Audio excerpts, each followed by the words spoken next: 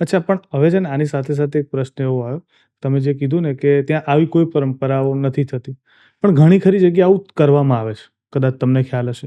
એવામાં જ એક આપણા વિજ્ઞાન જાથાના છે જયંતભાઈ પંડ્યા કરીને. એ આવી બધી વસ્તુઓ ઉપર અંકુશ આવે એના માટેના કાર્યો કરતા હોય છે. હવે તો એવું સાંભળવા અમુક કથાઓ પણ એ બંધ કરી રહ્યા છે વિજ્ઞાન જાથાના સંદર્ભે.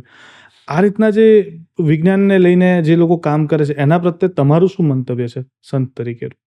જો આમાં છે ને સૌના વિચાર પ્રમાણે, માન્યતા પ્રમાણે લોકો કામ કરતા હોય છે. જી.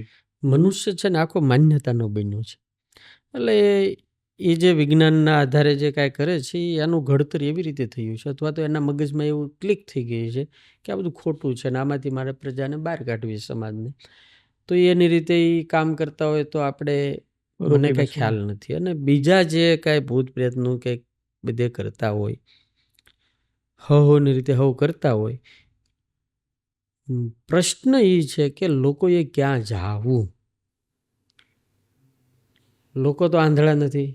એને તો ભગવાને હવને બુદ્ધિ તો બુદ્ધિ આપી આપી છે. છે. હા. બીજાની જ બુદ્ધિથી તમે દોરાવો એના કરતાં પોતાની બુદ્ધિનો પણ થોડોક ઉપયોગ ઉપયોગ કરો. કરવો જોઈએ. આપણી આગળ આવડા મોટા પ્રમાણો છે, શાસ્ત્રો છે. આવા દેશ, આખી દુનિયા અત્યારે આખી ટેકનોલોજીની ક્યાંય પહોંચી ગઈ, ચંદ્ર અને મંગળ ઉપર ઠેઠ પહોંચી ગઈ.